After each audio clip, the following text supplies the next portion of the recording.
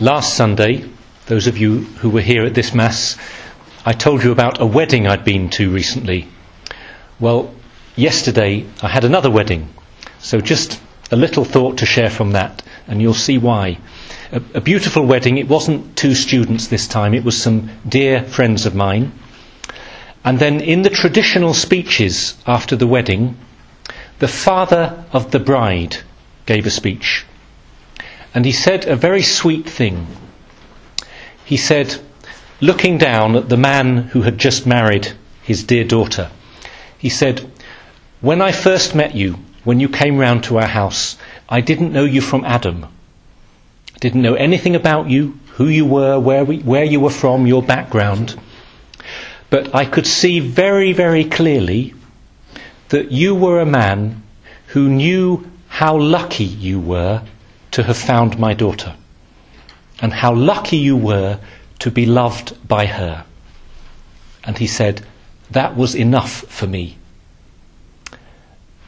Very sweet, very touching. Yeah, I don't know everything about you, but the daughter that I have loved for so long, I can see not just that you love her, but you appreciate her. You know who she is, and you know how blessed you are to have found her and to be loved by her. And actually that word, an English word that's very interesting, to appreciate, we use it a bit casually. Oh, I appreciate this, I like it, I enjoy it. But to appreciate, it actually comes from the word price, value, worth. The Italian apprezzare, to know the price of something, the worth, the true value of something. This is what it means to appreciate something. And I say this because it connects with all of the scripture readings today, all of which are about how much do we appreciate the gift of faith that has been given us. And in fact, do we appreciate this gift?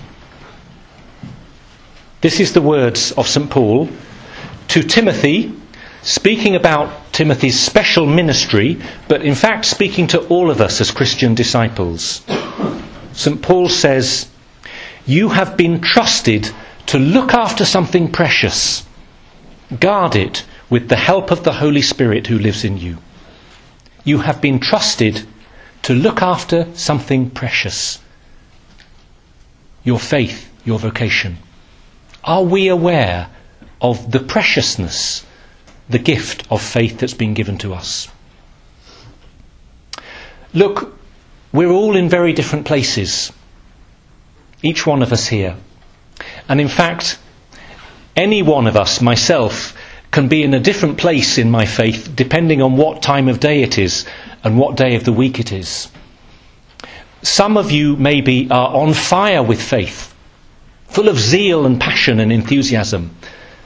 There was a dozen students wearing these ghastly yellow T-shirts advertising Newman House, walking up and down the streets, handing out postcards, evangelizing, talking about Jesus this afternoon. Yes, it's not for everyone, but enough students full of faith and passion and out there on the streets today, full of zeal. For other students, for some of you maybe, the faith, it feels more like something that you've inherited. Maybe literally, it was given to you by your parents, your grandparents, your culture, your parish. And it feels maybe like an inheritance, a deed, a title that has been given to you, but you haven't quite, to use the phrase, come into your inheritance. It's there, you know it's yours, but it hasn't quite become personal yet. I was baptised when I was 8 weeks old, like many of you. I don't remember it, I didn't choose it, I'm grateful, but it was inherited. I don't even have the photos, sadly. Mum and Dad can't find any, but I've got a baptismal certificate, a Bible from my grandfather, and a tiny silver cup.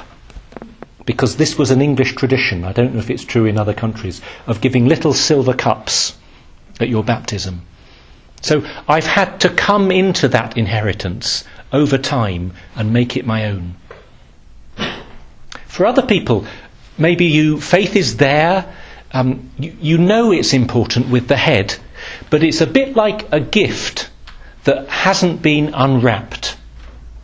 It's a box there, sitting in the corner with the lid still on it. You know it's important.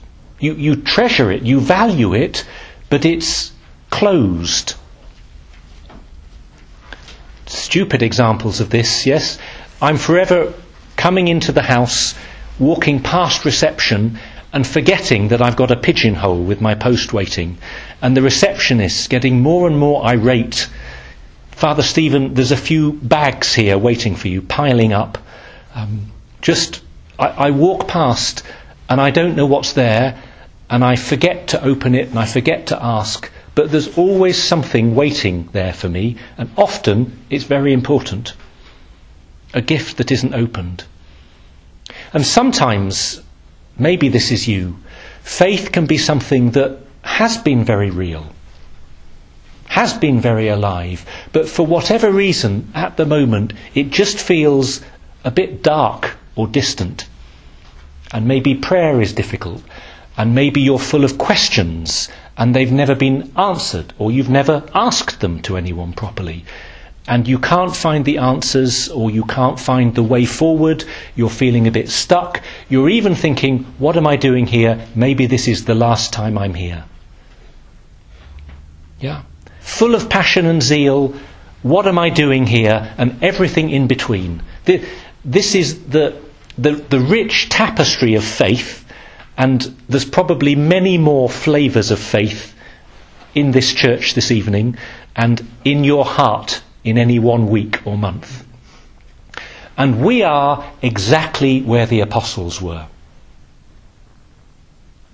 The apostles, a complete mixed bag of people like you and I, and they are on the road with Jesus with all these differences of faith, all these questions, and they say to Jesus in the gospel today, very simple, increase our faith. Increase our faith. Make it bigger, stronger, more powerful.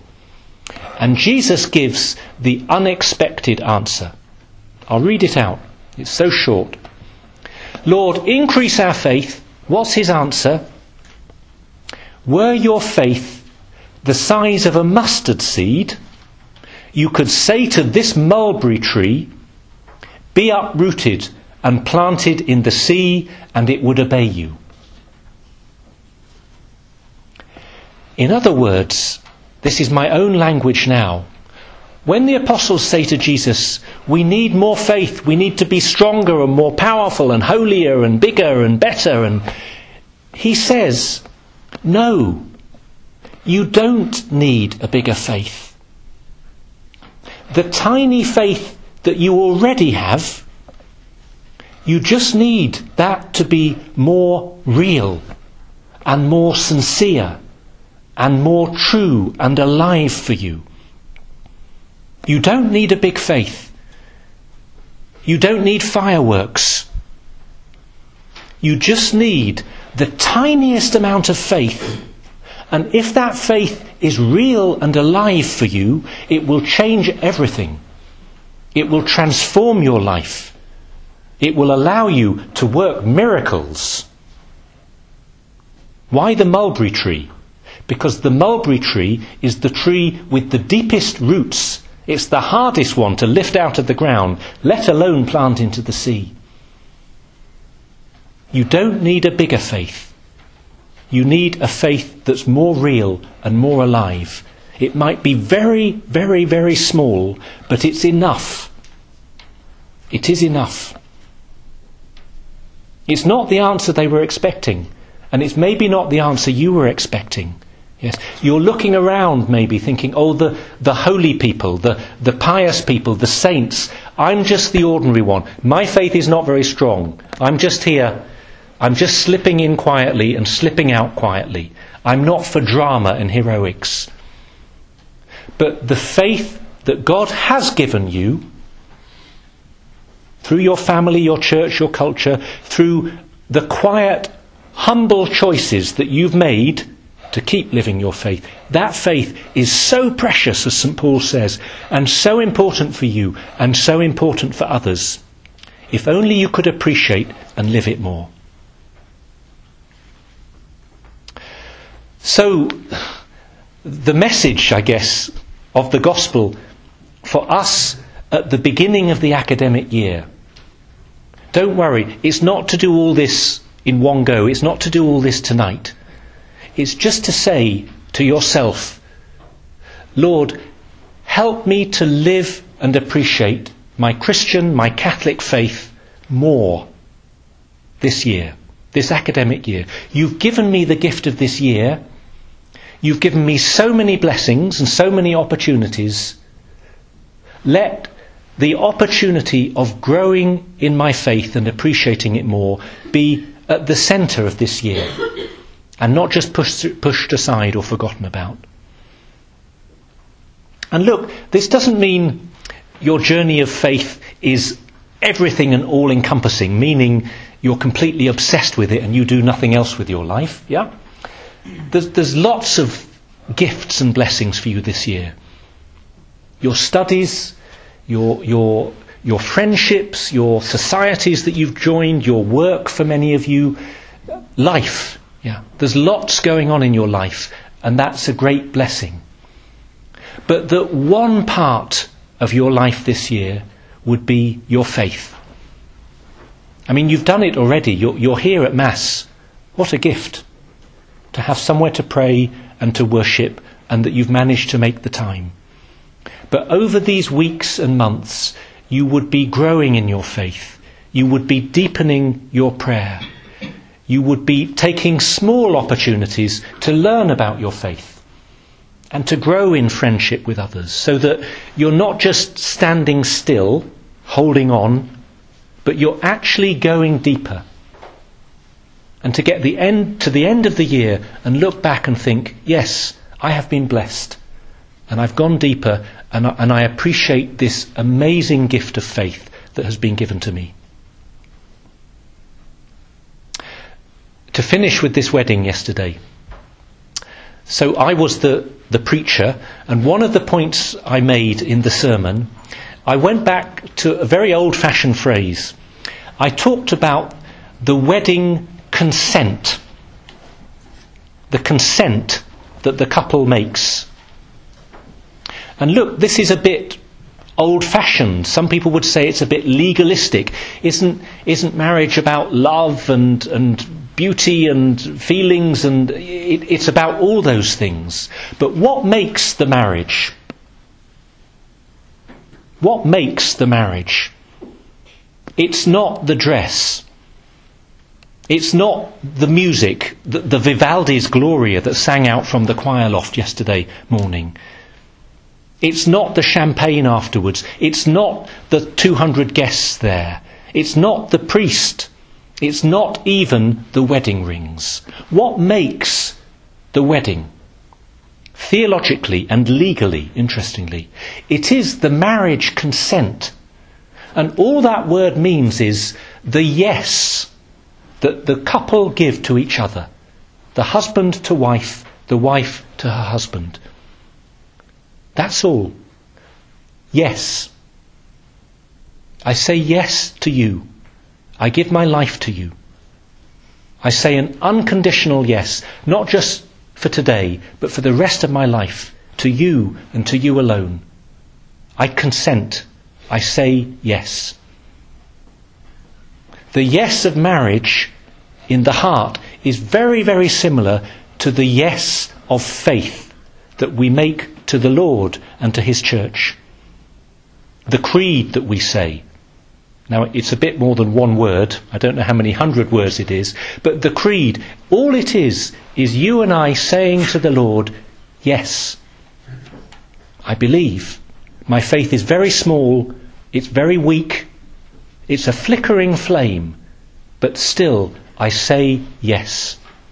And if we can say that yes tonight and for the rest of this academic year and for the rest of our lives, of course, God will bless us abundantly.